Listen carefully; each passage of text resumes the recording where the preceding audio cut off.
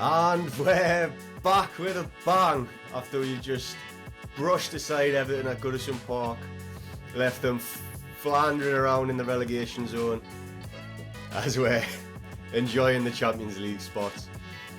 In this episode we'll be going over the game as well as having a look ahead to the Southampton game, and we'll be doing all that after a quick word from this week's sponsor.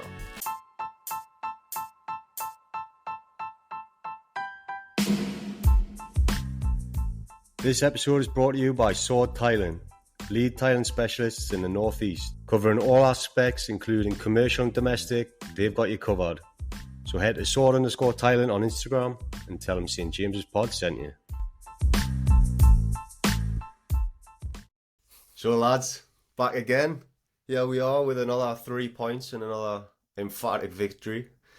It's going to be bit tough to cast our minds back to the start of the game, but I think we'll start with starting lineups because he changed it up a bit. I think we were all expecting probably same team. I don't know. Oh, by the way, we've got special guest George sitting in for Pete. He hasn't had a facelift. He needs one though.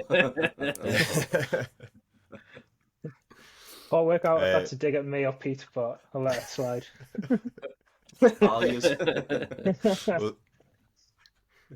We'll start with you, George. What did you make of the starting lineup? Well, I expected it to be the same against Spurs, but I was chatting with Pagey before, and Mystic Dick Fingers called it. To be fair, that's the nickname that's sticking now. But yeah, I mean, there's nothing wrong with the rotation. I kind of like Target coming in. I think that's been a long time coming. A bit surprised at the other two, given how well we played against Spurs. But yeah, you know, in Eddie we trust. Yeah, definitely. Like the 6-1 smashing of Spurs, especially with like who the goal scorers were. Obviously, Tom, you're a big Murphy fan, so how did you feel to see his name drop to the bench? Well, I obviously, big shout out to Jacob Murphy. What a few weeks he's had. He's just looking unplayable at times, but I think I've got to say as well, I've give you shit for Murphy being shit, but I've got to hold my hands up and say, looks like you were right on this one. Every time I talk about Murphy and I say he's got great pace, he's he's direct, all of these things, and then only in the You were kind of taking the piss though, let's be honest. Like, you weren't being genuine when you were saying that there's a real player in him.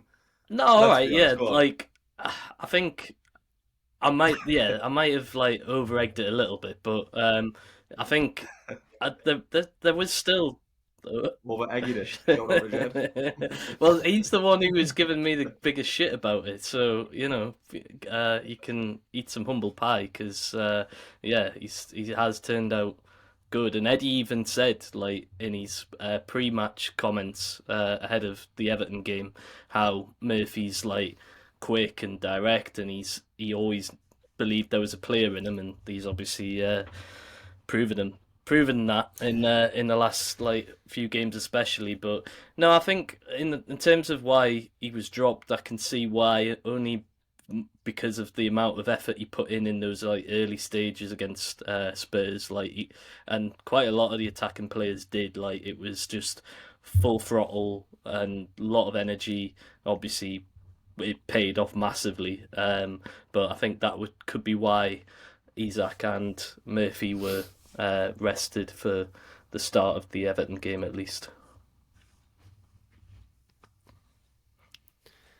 Yeah, I don't know, what did you think, Alex? Because when I saw Miggy coming in, I felt a bit harsh on Murphy, but I didn't know if it was just to get some time into his legs, due to the fact he's been injured for a while and he's had such a good season. Maybe Eddie's like, he's my number one, so let's get some time into them legs. I think that's just it. Like, obviously we've got another game 3 days after, so I think, especially with the way we're playing, the way we press and the intensity, I think it was just sheer rotation. I don't think it was like anyone had a good game, got bad game, whatever. I think it was just giving a few other players minutes in the same way that Longstaff got rested against Villa. and it just seemed to be sort of wrong man, wrong time, and we really missed him.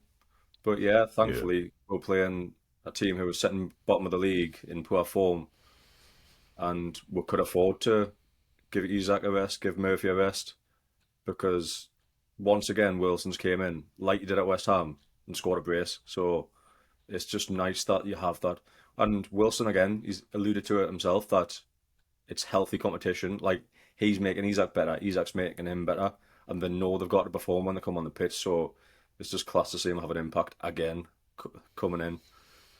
I was For a bit worried seeing Miggy's name, to be honest, because he's a bit lightweight, and Everton were up for it at the start, like the first 10, 15 minutes, the crowd were up for it, and I was like, I'm not sure if Miggy's can like handle the physicality, but I think once we kind of rode that out, clearly the better team. Oh, It's a cup definitely. final for them, so it's nice to win a cup Yeah. final. That's one from two. Yeah. absolutely good to go all the way down to Wembley to see we lose a cup final, I then I know. miss the one we win. Right. But the other thing with Wilson is that he's got a good record against Everton, hasn't he? And I think his record against West Ham was good as well. So Yeah, was I? do you Yeah. think Eddie Howe looks at that sort of thing, or do you think that's just coincidence? Um, yeah, Of course he will. Like he'll look at everything, so he'll be aware of it. I don't think it'll be a massive like rationale in his decision because I think I don't know. I think players' historical records against certain teams, I think they can be taken with a little bit of pinch of salt because if you look at our team now compared to like the last few years, like it's obviously chalk and cheese to how well we're playing and like how many goals we're scoring. Like we're scoring over like I think in the last 8 games we've got 23 goals or something daft. Like we're averaging 3 goals a game, which is like aye. silly. Like over like that's like stretch of time. So we are scoring a lot more than sort of we would usually in past seasons. Going back to your point, Eddie will look at it, but I don't think it'll be a reason why Wilson came in specifically. I think it just came at the right time where we're 3 games in a Yeah. week. Isak, his intensity on the ball and off the ball is really high, so just giving him a rest more than else, and I fully expect him to start on Sunday as well, despite Wilson scoring two again. Yeah, true.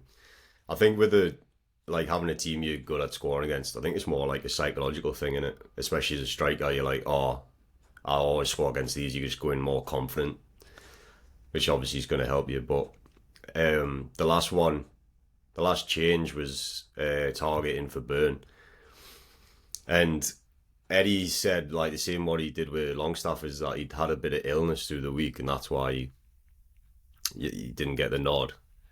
Um, I felt a bit sorry for Target in a way because he's waited so long for his start back in the team, and then he got through into that game. And like as you say, Joe,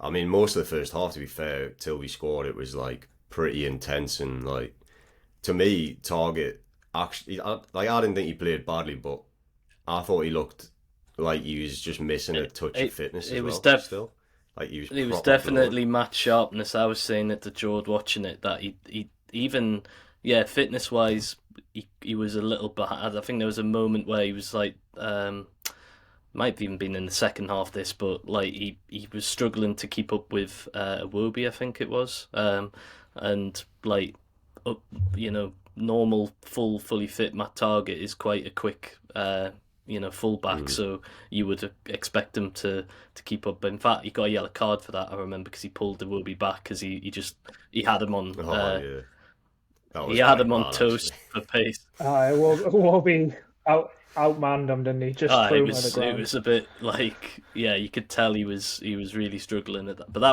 was second half in fairness. But even in the first half, Matt Sharpness like he positional play wasn't particularly great at times and like passing. I think well a lot of the players in that first like 15 20 minutes couldn't seem to like string a few passes together. Everything looked a bit rushed. I think the crowd and the atmosphere may have played a factor into that. Like we had to really ride our luck a bit, and thankfully Everton just had zero quality to punish us in that like early stages, had they had got the first goal, might have been a completely different game. But yeah, we, in fairness, like just knuckled down and looked to just like a different kind of like performance, like in that we've than what we've seen of us in like recent games where we've just had to play a little bit dirty and like ride our luck and come out of it the other side. Yeah, and I think, like as you say, we'll get in the game in a sec. But I just wanted to say, do you think it's about time people start putting a bit more respect on Dan Burn's name? Because I feel like he gets a lot of stick, Dan Burn. And people say like, oh, like everyone's like, oh, we need a left back in the summer and stuff. But I think, although I do think Matt Targett is better than how he played in that game, I think it does just show Dan Burn is actually a quality left back, even if he technically playing out of position.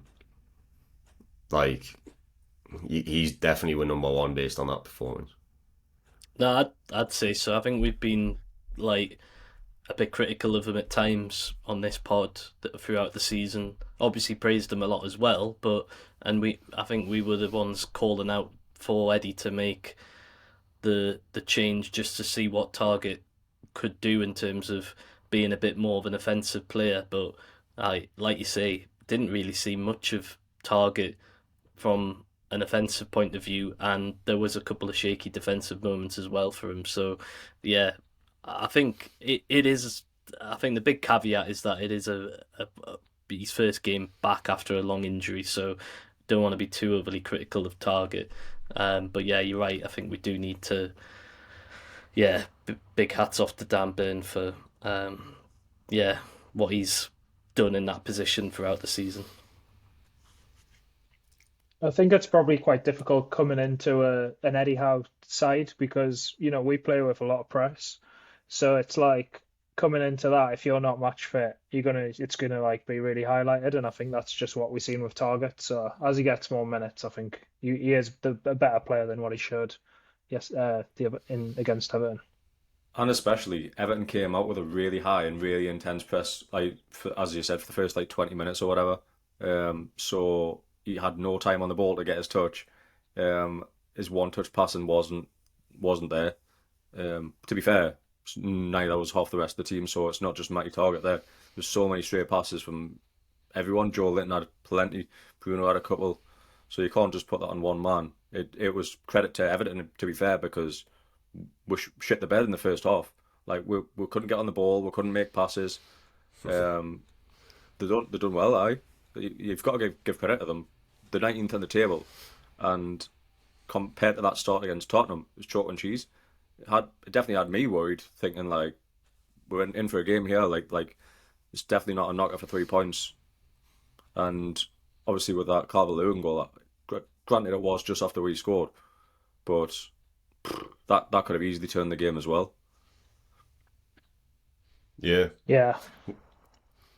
Well, we'll get into the game then, because Everton, they did that bus through to the stadium and stuff, and like got the fans really riled up. You could tell everyone was up for it, and the team just came out and played quite differently, I think, to what we would have expected. Mm-hmm. With the press, as you say, and yeah, we obviously,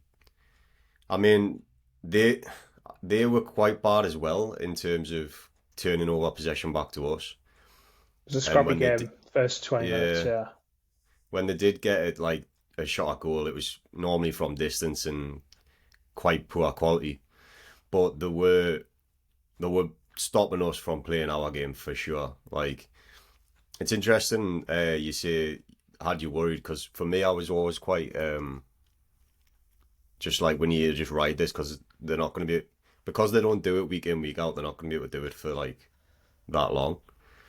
So I was always quite confident that we'd be able to ride it out and then start playing football. But the longer it went on, I was like, glad you were confident, because that moment where I think was it Longstaff who gave away the free kick right on the edge of the area, like and which wasn't a free kick, by the way.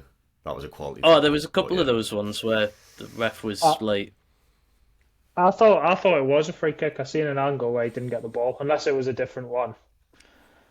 must have I been. would have been shouting for it if it was the tune. but no, that was Must a have been. glorious chance, like for them. Like, I mean, it was a difficult one because, like, I think we were saying, Jord, like, there's not many in the league that can get the ball up and over the wall from like It that was too close. close, But I. in the end, was it Gay who took the free kick and obviously like made a hash of it? But like, I mean, there's a chance. Like, even if they'd like, we were saying if they'd done a little like Nobby rolling it off to Shearer like style free kick, then like that could have been a very very decent chance for them to take the lead. But other than that, you're right. They didn't really threaten us with any clear cut chances. I think Gay had another shot which was like about 20 yards out and for 25 yards out, which Pope made a relatively comfortable save with. But yeah, there wasn't. I can't think of many other like clear cut chances that they had in that first 20 odd minutes. Which, um, yeah, it kind of like what you were saying there, Jord. Like it was scrappy from both sides. But yeah, I definitely still was nervous though because I felt like the Everton crowd were like gonna be the 12th man and get them like you know ahead in the game. But yeah, we rode Yeah, it out.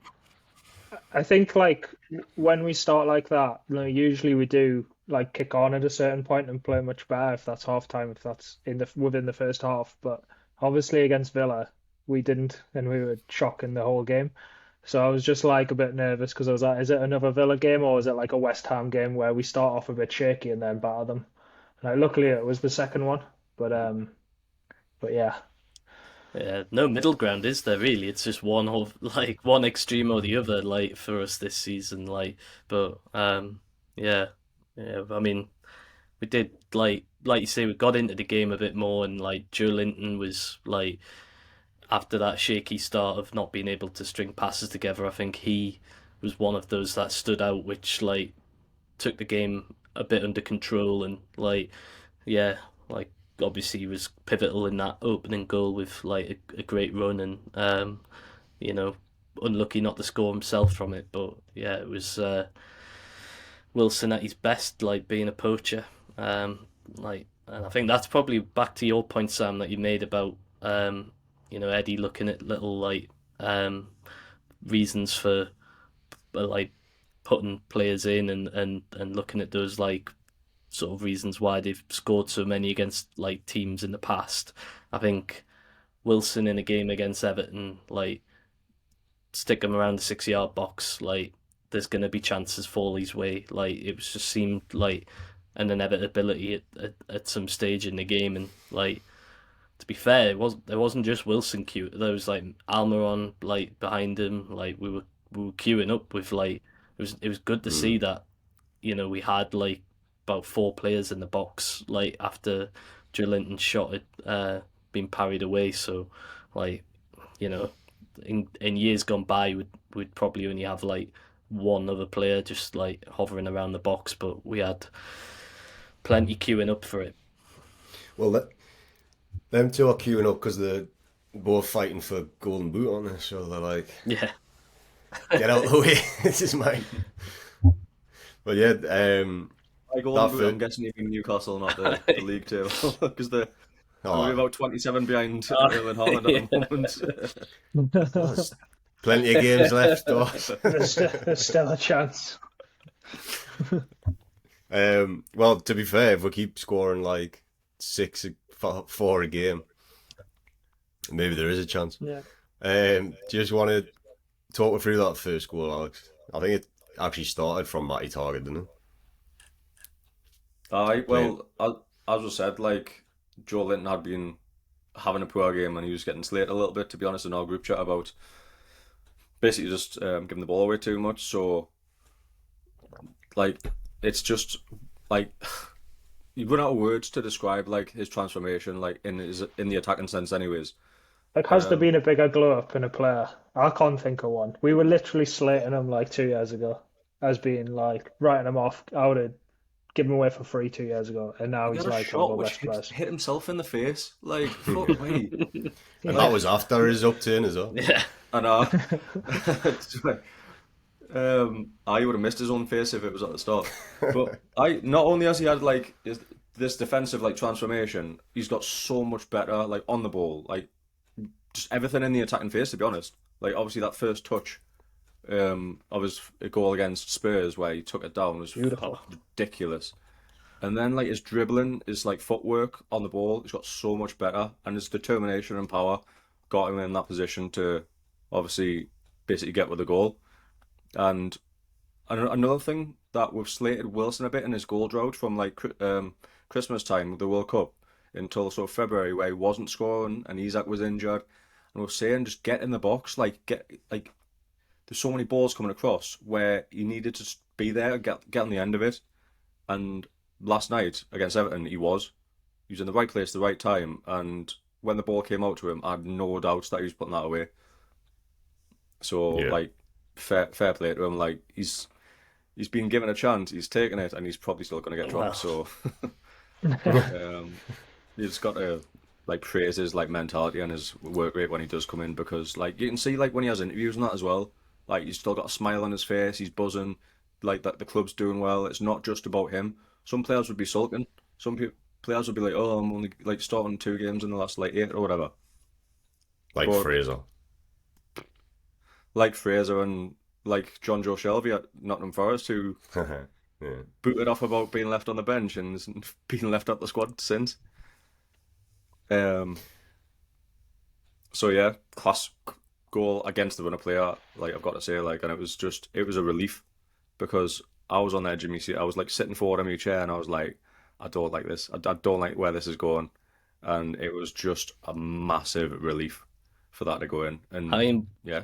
Quick word on Pickford. I mean, we're going to talk about him for a few of these goals, but like, I felt like he could have done a hell of a lot better with that first like shot from Joe Linton. Like, for a goalkeeper 101, like you learn not to parry that ball out like straight in front of goal. Like you do everything you can like to, and he's got small arms though, doesn't he? He's limited, with his reach. Fair play, but like it's just, it just seemed.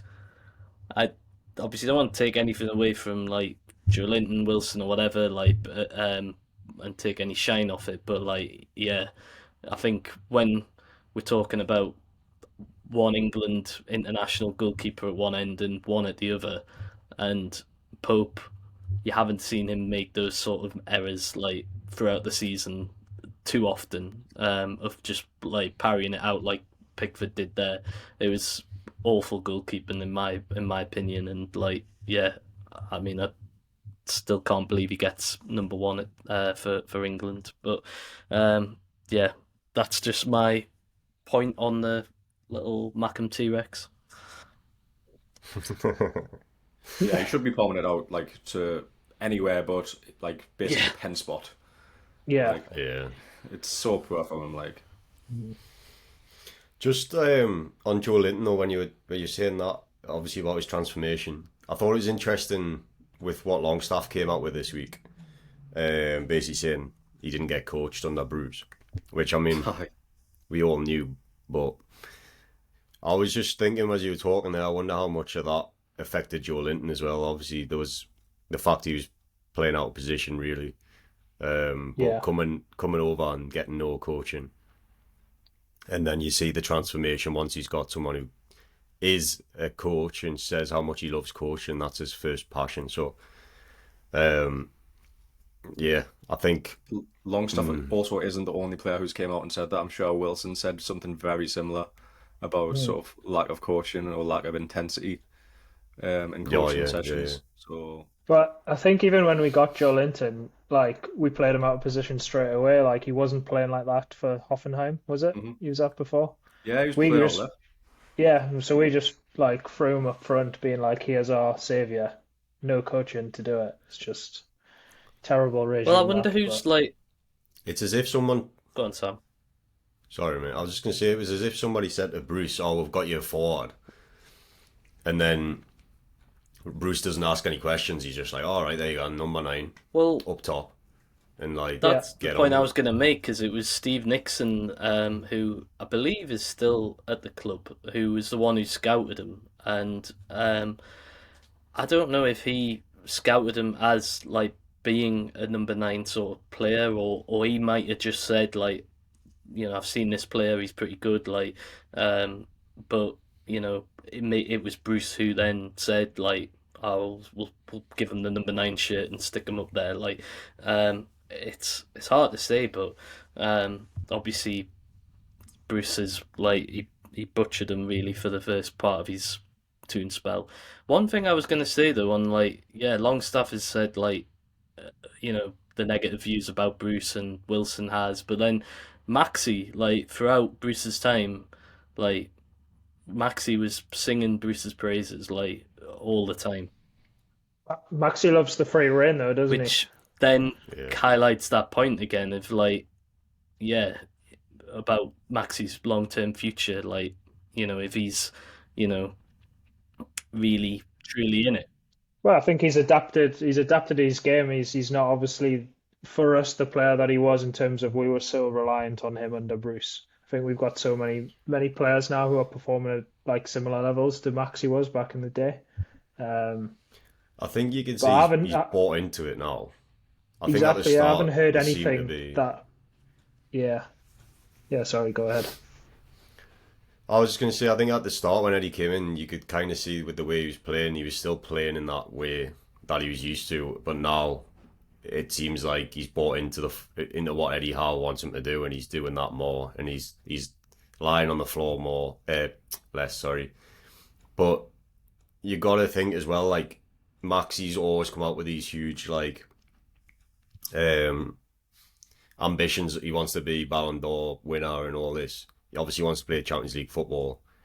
I personally don't see why he would leave, especially if we get Champions League football. Like, where's he going to go? And Well, I play get Champions that. I League? just think like, does he still harbour deep down? I know he's saying he's adapted a bit more to Eddie's game and everything else, but like, the comments he made about Bruce was so strong, and like against the backdrop of everybody saying how negative Bruce was, and Maxi was one of the only like people singing his praises because he was getting this free reign.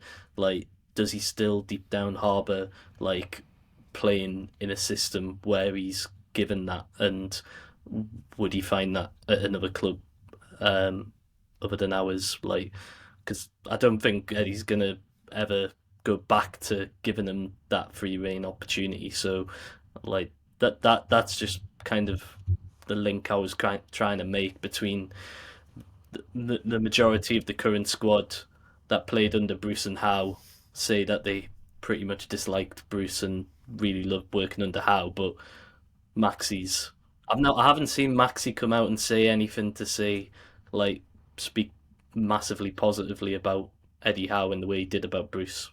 That's kind of my only thinking behind why I think he might still want to leave, and that we might cash in on him in the summer. Well, when Bruce goes to get like the Plymouth job or Tranmere, Maxi can go and play for them. Yeah. No disrespect to them. Like good promotion. I like how you We can play in the just Maccas slate, next season. you can slate a team and then at the end you go no disrespect, and it's like really just disrespected.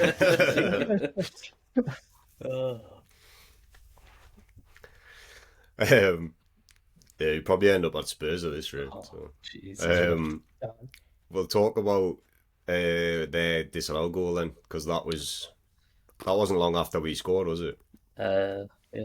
And it was a great finish by him, to be fair, Calvert-Lewin. But for me, I was straight away. I was quite confident it was offside. I don't know about. I mean, Dorsey, you sound like you were quite nervous. So after just having us score, alleviating those nerves, were you straight back into it, or? It's the angle. Do you know, like on the VAR decision? I think it might be in last season where Wilson's foot seems extended to like a size 22. Yeah. It looked like Botman's foot was like that. Like you could see the lines on the pitch between the light and dark green, and it looked like Botman's foot was like about 3 foot long. Like, and I was thinking, it's gotta be close. It was stretching right out, but thankfully, marginally, he was just offside. Were But you like that meme? I don't get nervous, but I'm starting to feel a bit. nervous. I was sweating like, and like the longer the take, they didn't actually draw the Yeah. lines on either on BT Sport. So they showed you like the grainy stills, but they weren't drawing the lines on. So you were like having to like guess yourself, like I had a rule on the TV trying to like see if he was on side or not. So it was a complete guess for about 2 minutes while they were deciding.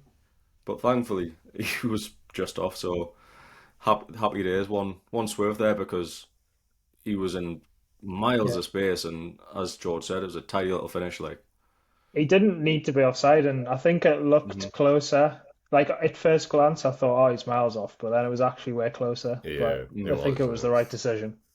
Yeah, worrying that It he was closer than our first fault. Like. worrying he got that space in the first place between the fullback and centre half. I don't know what Cher and Trippier were doing, like communication wise, but like he did find a nice little like gap in there, like, and yeah, obviously really really good finish. But yeah, got away with it, especially at the time as when he scored it, because it was like pretty much just a few minutes before the half-time whistle, which would have been a bit of a killer blow for us. But yeah, got away with it.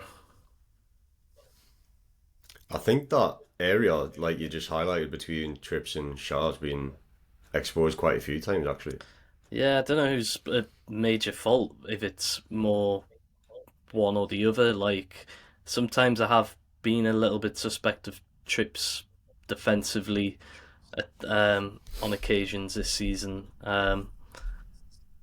he can't get caught out of possession when he is like playing so high Yeah, up. I mean it was a high line that we played, but Mhm. yeah, it was worrying, and Calvert-Lewin's obviously very capable of playing sort of in that kind of wide left or like through the middle position, and so I think he just might have even just bamboozled the defenders a little bit with his movement, but Bamboozled. Boozle. That's straight out the top uh, drawer. Great word. I'm happy to get the thesaurus out. Yeah. So yeah, You say that Calvert-Lewin's capable, but I'm not sure he is anymore. I rated him like 2 years ago, but What? yeah, no I good. thought he played all right, you know. I was saying that if there was any Everton players, I'd take him. Really. Nah, no way. Oh no. For the price he'd cost and for the wages that he'd want and his injury record, I don't know why you would take him as a third striker. Like it just I don't know. I seems feel all like kinds Eddie of can wrong. get a tune out of him. Like, Not for like Well, 50 mil. Like fuck that. I'd rather get like a young'un, like Pedro that's just went to Brighton, who we were obviously Like, in for in the summer. yeah, I'd no, rather have I got would him have than preferred Calvert-Lewin. Pedro, to be fair, but yeah, it's off the table now. we're going to be doing a show in a few weeks' time about who we'd want to take from the relegation teams, or the ones that are looking like they're going to get relegated. So we can have a deeper What process conversation is on showing? that. Yeah. Yeah. Also, Everton have got less than X, I think, don't they? Ah, it's massive So that. yeah, Yo. that could dictate whether or not we're getting Jimmy Madison. But let's move on to the second half, because we didn't make any changes at half time, did we? It was after, No, it was later Came- on, yeah. and they Because didn't either. no. So both Yeah, teams like come Mickey, I out. thought had a pretty poor first half, so I was half thinking that he might get taken off at half time Yeah, because I think I even said once I again, would too. his passing he gave the ball away so much, and he Yeah, wasn't really effective going forward. It was just we're almost crying out for Jacob Murphy. yeah, um, and obviously he did come on in the end, but yeah, I was surprised we didn't mix it up at half time considering how the game went in the first half. And it's not like when we took the lead, we like started to be dominant from then on. They were still very good for the rest of the half. It's only sort of probably into the second half where we did start to take control and quieten the crowd down a little bit. And they then started playing Route 1 football, really. The amount of headers our centre halves must have cleared. I'd love to see it, because I know Sean Dyche has got some shit in the past for being sort of long ball football at Burnley, but that's all they tried that second half. They were just lumping it long, Pickford lumping it long. Um, Yeah, yeah, I think one of the only chances that I can remember where it wasn't lumping it long was what you mentioned before, when it will be like brushed off target, and I think he played it to Calvert-Lewin, who had a shot. Yeah, that was second half, right? Yeah. Yeah, yeah. So that was at 1-0. Um, but outside of that, yeah, I think it was pretty route one from them. So when did it go 2-0? What? How many minutes were on the clock? Well, before You it got. went 2-0, Willock had an absolute belter. Oh, oh, It was, volley. Oh, oh yeah, yeah, it that was was unreal. quality. I That. think it was a good save, to be fair. It was a good save. I'm surprised his arms stretched to the top bin. And, and like honestly, Willock as well. He's another one who, like, you could argue he's close-ish to the England squad. I think he's playing Yeah. unreal, and like England's midfielders, you got like Declan Rice, who's playing quite well. Um, Outside of that, I think there's room for players to get in, to get them on the plane to North Macedonia. That's what I say. Nah, Pete thinks we're playing them in the Champions League next season.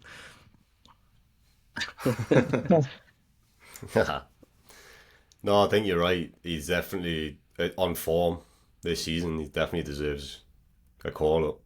I'd be interested to see how he goes with that actually as well, because the way he didn't settle very quickly when he made the move here. I wonder if he's like one of them who's not too confident in his new surroundings and stuff. But um, I'd like to see it. But yeah, with Willock, I get a little bit frustrated with Willock at times, because it's like he plays mint, and then he like in the Spurs game he proper spooned one over the bar, which was like a great opportunity, and it's just after he played such an amazing ball for an assist, if he just like even got it on target, like just to absolutely spoon it over. But then, as you say, this shot was actually sublime. So Yeah, hats off that's to I him. Like, think yeah that's the improvement to make, and if he makes that, then he'll be definitely in the England squad, and one of our better players.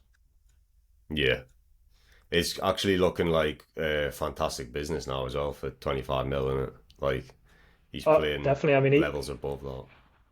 he get in the Arsenal team as well, probably, or Mm, now as well. So yeah, true. Well, you're 25 looking mil at like bargain. Declan Rice and transfers like for him being talked about like 80 to like 100 million, and oh yeah, he plays in a slightly different role, and he's had a very decent season also, but like that's like massive jump from the amount of money that we spent on Willock, and I think Willock's in and around like playing in that sort of vein of form that Rice is. So yeah, I'd say it's no brainer, bit of business from our side.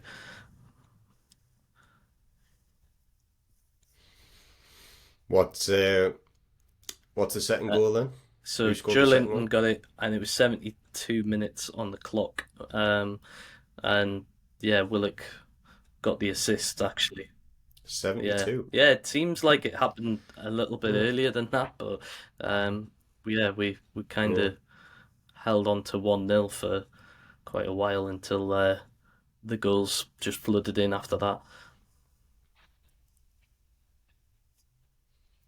I can't even remember that goal. What did it come from? A drive down the left by Willock, or Yeah, Yeah, yeah. left hand side eye. It was almost a carbon copy to Joe Linton's first one, where he goes all the way to like the byline, and then he cuts it back to like the 6 yard box, and Joe Linton's just completely unmarked. I think I mentioned it at the time that like someone said like who's marking Joe Linton, but the way that Joe Linton and Willock keep switching it yeah, up, it's so hard to defend against, because obviously for the first goal, Joe Linton storming down the left, and then for the second goal, they've switched up. Willock makes that charge, and then Joe Linton makes the run from midfield, and no one knows who's tracking him because they've swapped over. So you've got Onana, who's I think meant to be there. He's like 2 or 3 yards off easy. So Joe Linton's got free header into the back of the net. So it's just so good when we're completely like fluid like that, where they can switch around and just bamboozle defenses. Like it. And then, so give us the times then, Tom, if you've got them in front of you for the Yeah, next so thick and fast. So Wilson then on 70. Oh, well, Sam's only sitting there. He's not that quick either.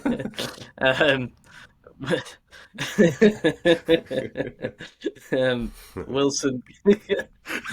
just a little fun sound. Yeah, Wilson got it on the 75th minute, so 3 minutes after Joe Linton's. That was his wonder strike from about 25 yards out. Bruno getting the assist on that one. So yeah, that was again like just brilliant improvisation, really. Like great sort of build up play through the midfield, like nice little layoff from Bruno, and then like Wilson just takes a touch, and then it was ambitious to take the strike from there, like, but curled it to perfection. And again, questions on Pickford for me on that one a little bit, but Nah, he's hard to but top in. again, it's his arms, isn't it? I mean, it is his arms. You can say aye. Because a bigger keeper But, like, might have actually stretched to get that one, arguably. But yeah, I don't know. Like, it is a it's a great fantastic finish. finish. It's- Yeah, I got told it's off top for there. that one because I screamed a bit too loud. Aye, that got. Yeah, Watching it in pages, you got a right mouthful off his Yeah, I missus got for it. that one. It's got a like, bit yeah. carried away with my celebration to that one, and my next door neighbours have just had a little baby, and like I was getting told off for Is that the it was Leeds the fan, Leeds is it? fan, yeah. Oh, smash the wall down. But yeah, to be fair, yeah, it was worthy of a scream because it was a belter finish, but Yeah, quite. Scream worthy. yeah. It also shows the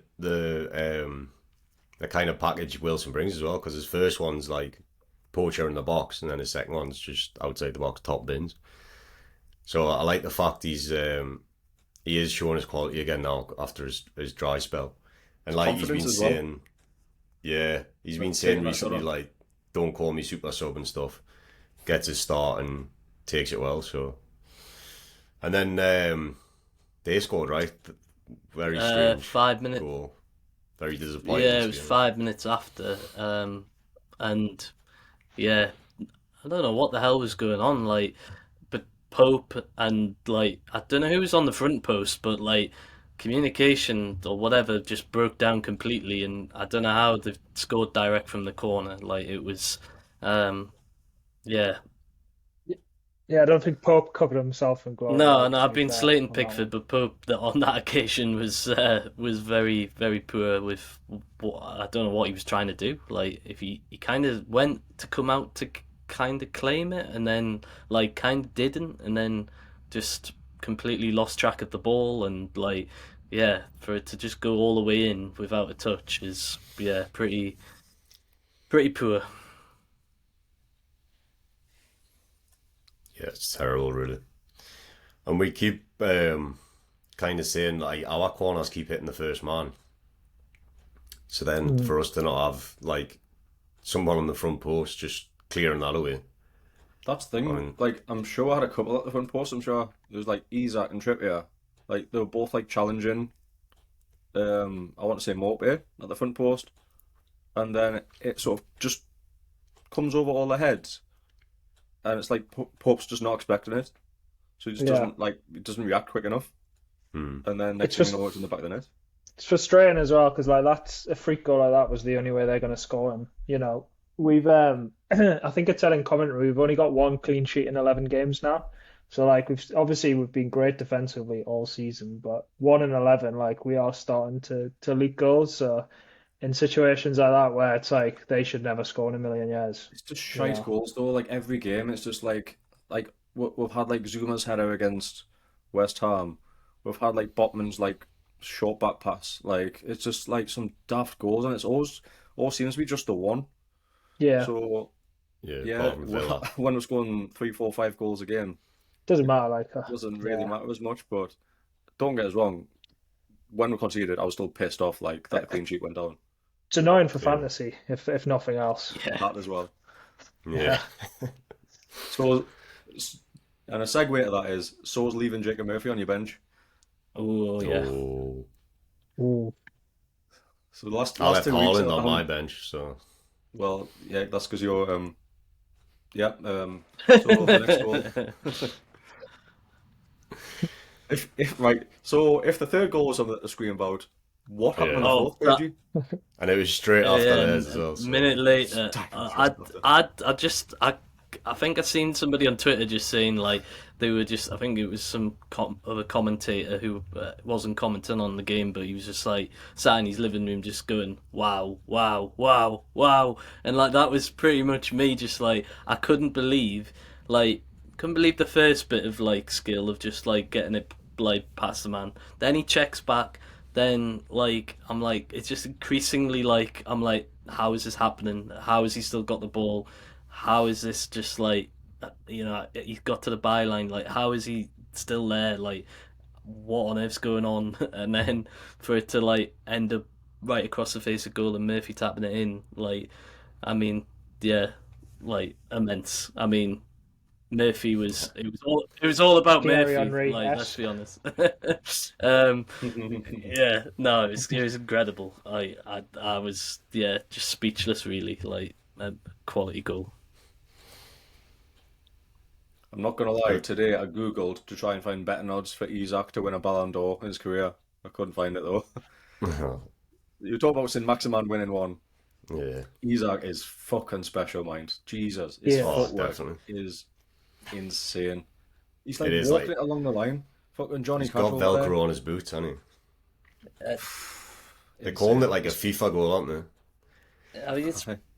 It is just like something Well, out yeah, of for a FIFA. player of his like, and again, like, don't want to fall into using too many cliches, but like a player of his size having like the control, like he has, is just, he's got the all-round game. Like he can do, he's got pace, like the pace that he showed as well.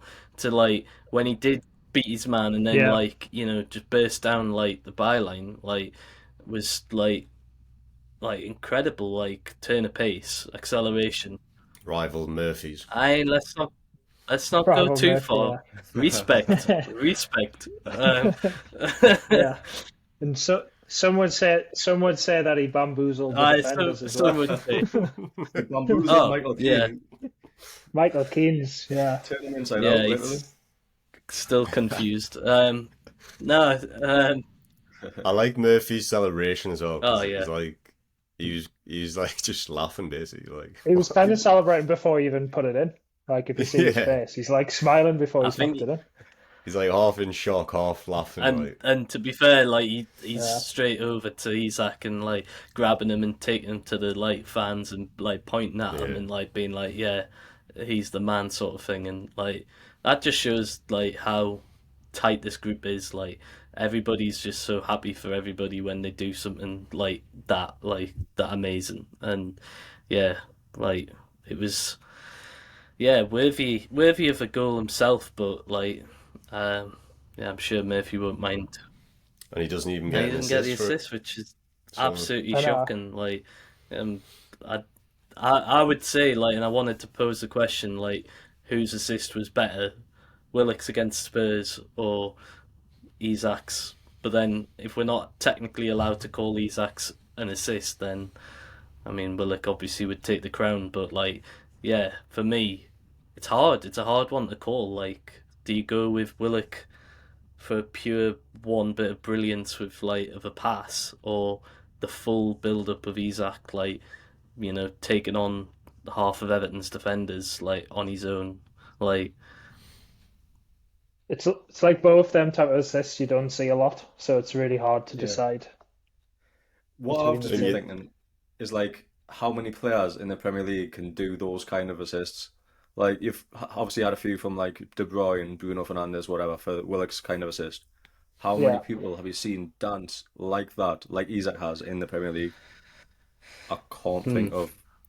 Well, it is like George Messi. said, you're going back to Henri probably, or yeah, I mean Yeah. Premier League, Yeah, not nah. many. Messi Not like in that. other leagues, and even I think even like Messi, I don't know. Um, I don't know if he Yeah, could do Messi, that. Messi, still Messi now. could probably do that. Like. you might. I wouldn't, but wouldn't In, put that on Messi. against the likes of Keane though, I don't know. He's not got the bamboozling ability for me as Messi. So yeah. One voted for me. um, is there anything else in the game you want to touch on? Because we need to get on Aye, to the. Fabian Shaw's fucking. I mean, the absolute ref storming should have- goals. Yeah. Did you see Yeah. he tweeted Dan Burn today as That well? was funny, like, cause What's that? He I've not tweeted Dan seen. Burn saying, "Oh, like cheers, mate," or something like that. yeah. I mean, I was pretty much saying like the ref should have just given it, like, with in the context of the game, like it's offside, but might as well, like, because he took away a fucking great goal, like, but I mean, it would have been hard to like pick out between if that one had counted, that Wilson's and that one from with the Isak run, like which would have been goal of the game, or could have been it could have been like free goal of the month contenders in one. How fucking ridiculous is this, man? Talking about multiple goals of the month in like one game Aye. for the Toon. Yeah, What's happening with it? It's stupid, like. I can't spike. What was the reason that wasn't classed as a different phase of play? Because they didn't really mention it on Optus. Because the Did it referee actually- said so. Did it come No, off but down he the- challenged for the No, but yeah, he challenged. So, and he was in an offside position and it went towards his kind of way. So I think it's classed as like interfering with like, or sort of being involved in the play. And then yeah, because he was offside when it came in, that was why it was ruled out. But yeah, I mean, It was offside. If you probably letter the law. had there been a few more touches, like before it ends up with share, like then you could argue VAR wouldn't be able to go back as far.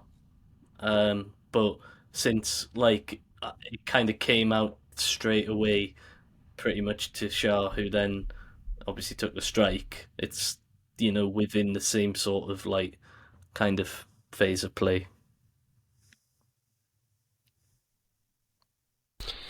Fair enough. Anything else then? Or should we get on to the Southampton game? Well, we haven't.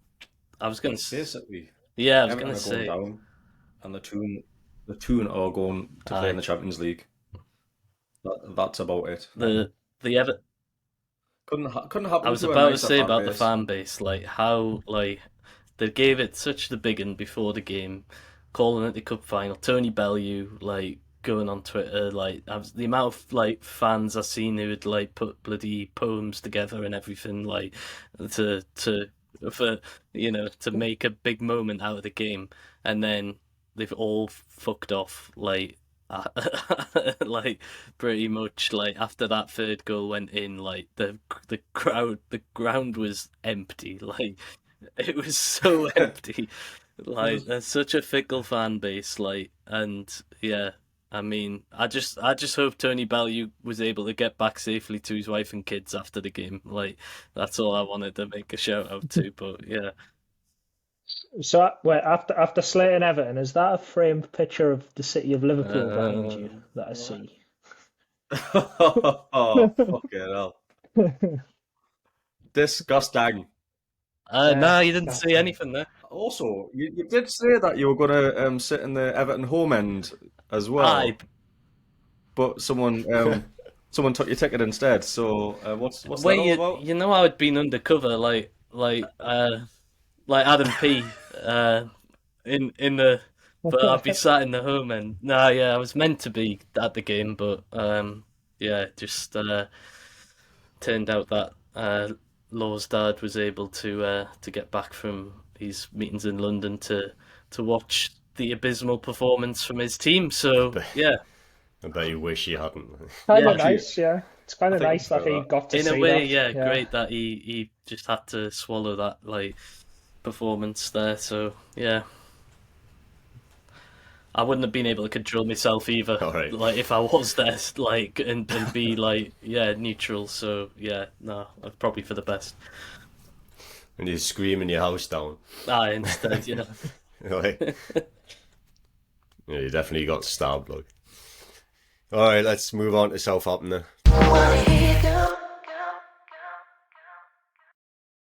Easy win. Yeah. Enough said. Another one. Right, that's what done I.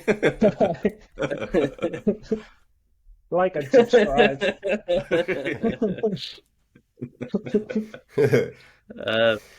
In all seriousness, though, do you think Howe will go back to the team that played or started against Spurs, or do you think anyone's okay? Yep. I think Burn comes back in. I think Murphy comes back in. I think Isak comes back in. I can't see any other lineup that'll start on Sunday. And it's really harsh on Wilson. Like, he's came in twice. He's scored 2 goals twice, and yet he's not a first choice. It's mad. Like, how many teams could a striker come in and do that and not be first choice? Like, for the next game. Yeah. Like, it's an embarrassment of riches, and it just shows how good the whole squad's playing, that he still can't find a place in the starting 11, because Isak's fucking awesome. I still think he could come off the bench though and like bag a brace against Southampton. Like the guy's more than capable. Like I'm just thinking, how many are we gonna get? Like is the question. Oh God! Don't say that. Fucking hell! 1-0 Southampton win this. The complacency. 1 foul's penalty. Oh well, I hope not. But like, yeah, I can't see anything else other than a toon win. So they obviously managed to get a draw against Arsenal. I don't know if you've watched that game or watched it back since, but They did play well, but they After threw it that, away. Yeah. Like they should have. Like that was had they won that, like you could have then given them that little bit of hope that they could survive relegation. But like at 3-1 up, to throw it away and almost lost the game at the end. Like, fair enough, it's against a team going for the title, but that was not obviously what they needed, and then to lose to Bournemouth midweek was just. yeah. To be fair, they might prefer to play away at the minute. Like the home fans are probably giving them a lot of stick. So, like I know when we've been down there in the like previous years and stuff, I think we've played better away from home, or at least felt like the pressure's a little bit off because you're not expecting as much. So, it might be a little bit more tricky than we're all given credit for. Yeah, fair shout. Yeah, and I think they're like 6 points off safety, right? So they're not, I don't think they'll be like reserved to going down just yet. So you imagine they're going to come with a bit of fight still. And That's the thing, like, though. 6 points clear, like a point's no good. They need to get a win.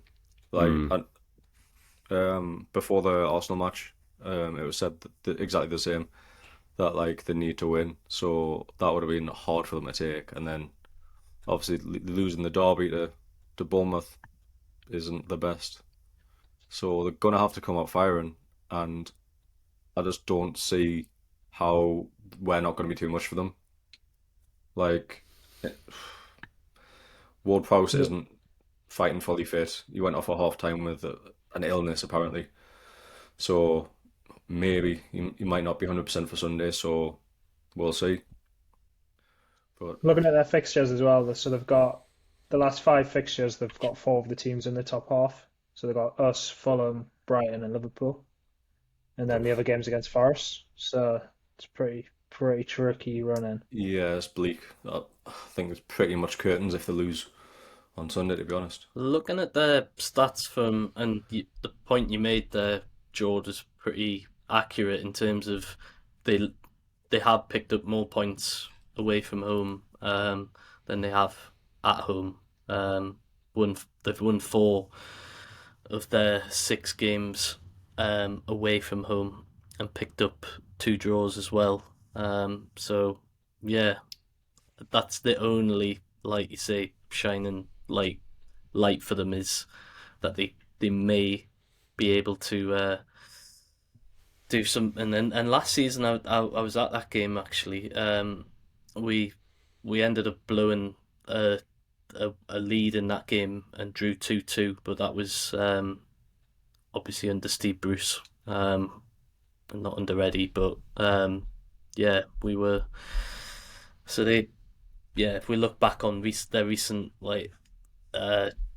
times at St James's, all right, fair enough. They lost obviously in the League Cup semi-final, but at St James's earlier in the season. But yeah, they have league-wise Is this the third time we played them? be the fourth time.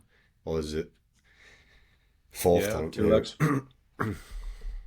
And yeah, So we should know each other pretty well by now. well, yeah, we've beaten them every time so far this season. So yeah, can let that continue. Why stop Yeah, now? exactly. Do you think that'll play into like their players' minds? Like, it can't be very like a positive atmosphere really when you're that at the bottom of the table and then you go in to play a team who you've like lost against already. Hmm. Surely you can't be coming with much confidence. Or do you think that'll be like, well, we've played them 3 times and now we know how to do it? Like, I don't think any team can come to St James's Park at the moment and say, "Yeah, I know how to beat them." Like, it's like how rugby mint is every that, year. by the way? Fortress. Absolutely. Come in Fortress. and come in and get Pope sent off. That's the only way you can Yeah. do it. But yeah, I don't see how they can come into this game with any kind of confidence that they'll get something. Maybe the Arsenal performance will give them a little bit, but Arsenal haven't been the same since Saliba's been injured. They've been leaking goals left, right, and centre. We're going to have our strongest lineup going into Yeah, Sunday, so if you think like Arsenal, yeah, they're obviously up there, but, well, still top of the league on there, but their form's actually not great, so. Yeah, and they've only won one in the last five. So top of the table, that's rough. and we haven't lost a game to a team in the bottom half all season. I seen that earlier. So We're bullies, ruthless. Yeah, we are ruthless against shit teams. Four which walls. Well, yeah, we're third in the form table right now, just behind City and Villa. So yeah, whereas confidence. yeah, proper Southampton rock bottom, by the way. That form So, table. yeah, shock. Form table, and they'll be the first team to be relegated. Yeah. I'm sure of it. And we'll take Ward-Prowse happily. Yeah. Who's Yeah. the other centre mid as well? Who they got from? Was it City? Yeah, Lavia, Lavia. proper player, proper player. I'd love to see him come to the Toon as well. He's only about 20, 21 years old, and he already looks a player. Like City that, must have a I think buyback they do. on him. I think You'd they do. imagine. Yeah, did they? Uh, Oh shite. So, but if we buy him, then that'll yeah. negate it. So yeah, let's yeah. go.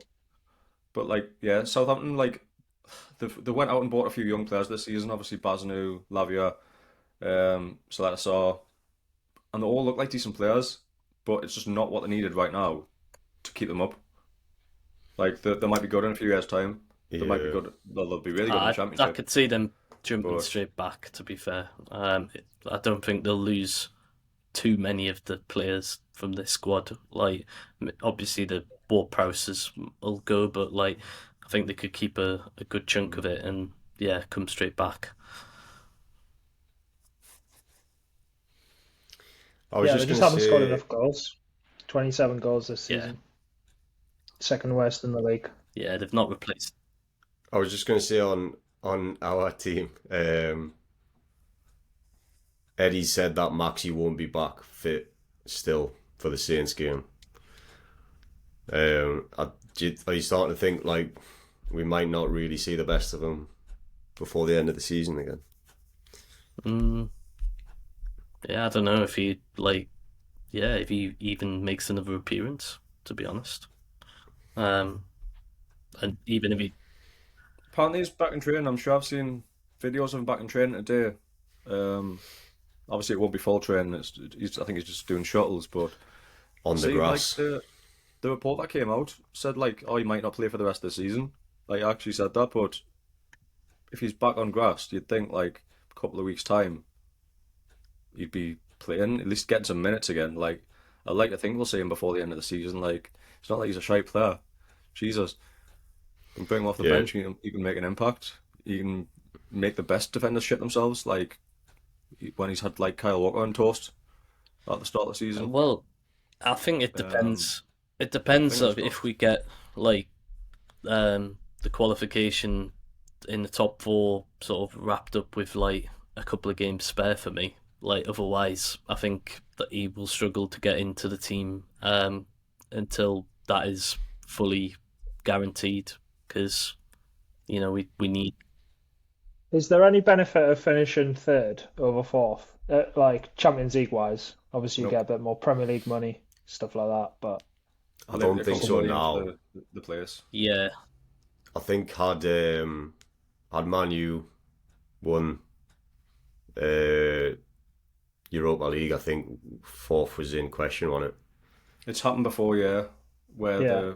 the fourth places went to the Europa champion, and also we're going way back where the coefficient wasn't as good, where fourth place had to qualify through the playoffs, but that's not the case. It hasn't been the case for a long time now. So yeah, it's literally like a couple of million on the league position, but yeah, be nice to get one over like Man U as it well would if be it nice, happens. wouldn't it?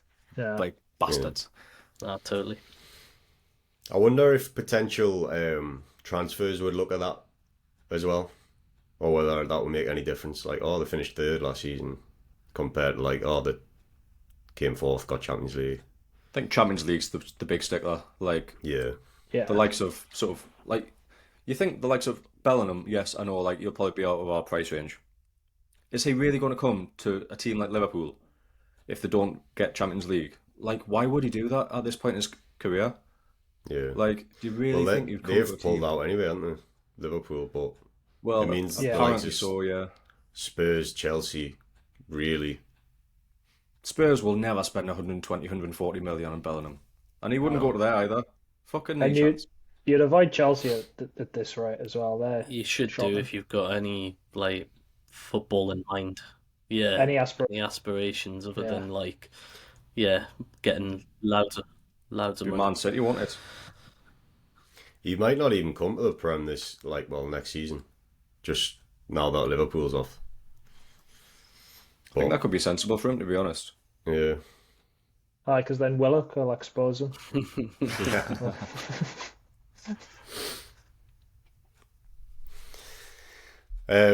was there anything else from the Eddie press conference that was interesting? The post match. Or was it pretty? I think it was a.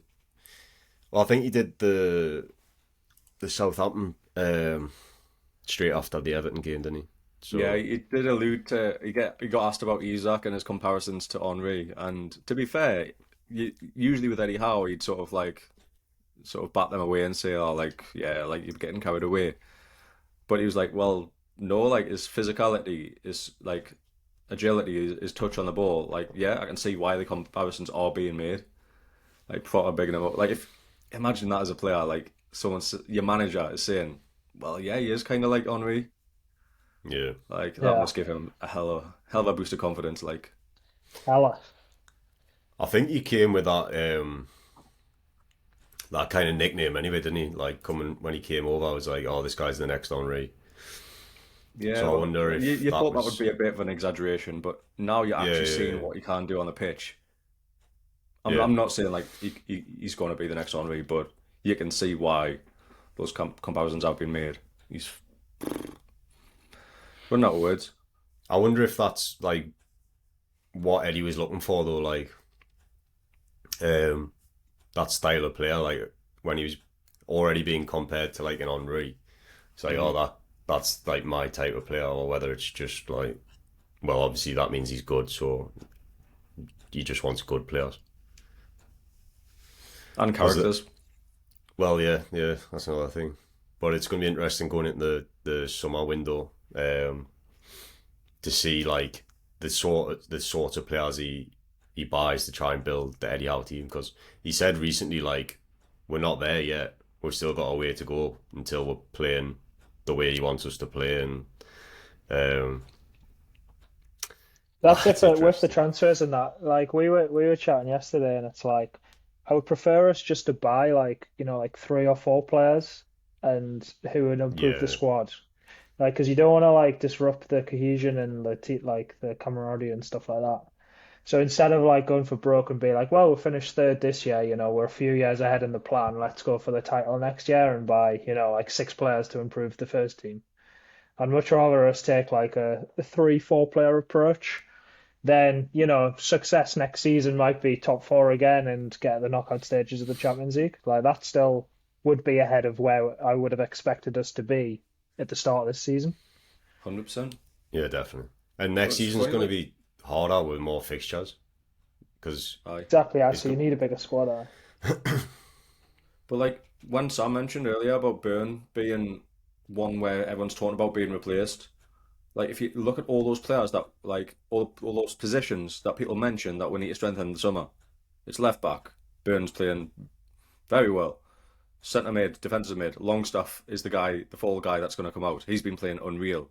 Murphy on the right wing, playing class. Like all these positions where everyone's saying we need to strengthen and we need to fill. All these players are playing out the skin. Even Fabian Shaw, like he's probably one of our most underrated players of the season. Like he's Yeah. been so solid. He's class. Like, and people are saying, yeah, we need a right-sided centre back to go with Botman. Like, So who you actually replaced in the squad, like yeah, Richie, Lascelles, kind of them players who aren't getting a sniff. it's those players who need to basically bolster our squad for European games. I think Mm. we've got Or a few out of contract, haven't we? So yeah, ideally, if we could replace them, I think there's about 5. If we could replace them with players who would actually push the starting 11 we have now, so not Yeah. necessarily like picking people out of the starting 11.